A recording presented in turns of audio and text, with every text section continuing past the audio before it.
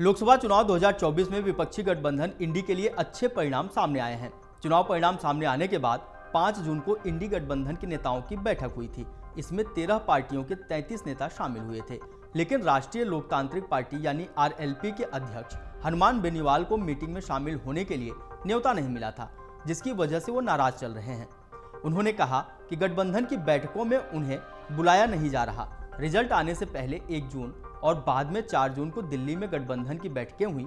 इन बैठकों में गठबंधन की तमाम पार्टियों के नेता शामिल हुए थे, लेकिन राष्ट्रीय लोकतांत्रिक पार्टी को नहीं बुलाया गया। लोकसभा चुनाव जीतने के बाद आरएलपी के राष्ट्रीय संयोजक और नागौर से दूसरी बार सांसद बने हनुमान बेनीवाल ने ऐतराज जताया।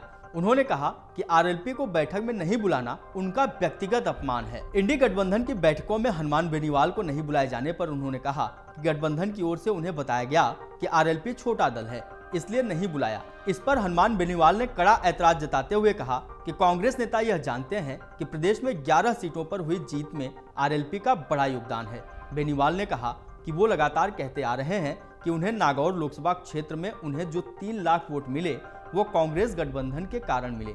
यह सच भी है कि आरएलपी की वजह से कांग्रेस को 20 लाख से ज्यादा वोट मिले। अगर गठबंधन कुछ दिन पहले हो जाता तो कांग्रेस की सीटें और बढ़ सकती थीं। लेकिन बेनीवाल ने यह भी कहा कि इन सब के बावजूद वो कांग्रेस के साथ रहेंगे और भाजपा के खिलाफ लड़ते रहेंगे। राष्ट्रीय लोकतांत्रिक पार्टी के प्रमुख हनुमान बेनीवाल लगातार दूसरी बार सांसद निर्वाचित हुए हैं। साल 2019 के लोकसभा चुनाव में भाजपा ने आरएलपी के साथ गठबंधन किया था।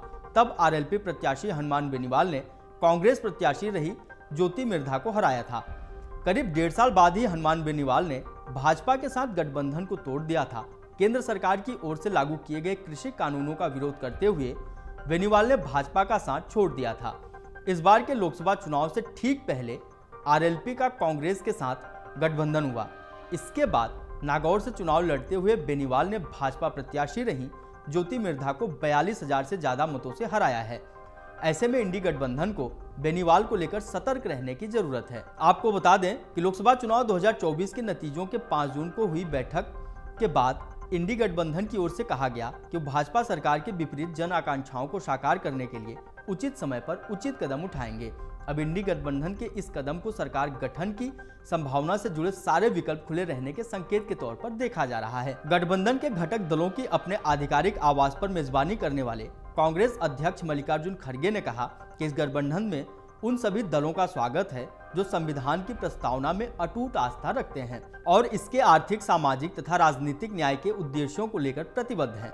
आपको बता दें कि इंडी गठबंधन के घटक दलों के नेताओं ने सरकार गठन की संभावना और आगे की रणनीति पर करीब 2 घंटे तक चर्चा की। इंडी गठबंधन के नेताओं की मौजूदगी में कांग्रेस अध्यक्ष खड़गे ने मीडिया से बातचीत करते हुए कहा कि आज की बैठक में मौजूदा राजनीतिक परिस्थिति पर चर्चा की गई और बहुत से सुझाव आए। उन्होंने गठबंधन की तरफ से एक बयान भी पढ़ा।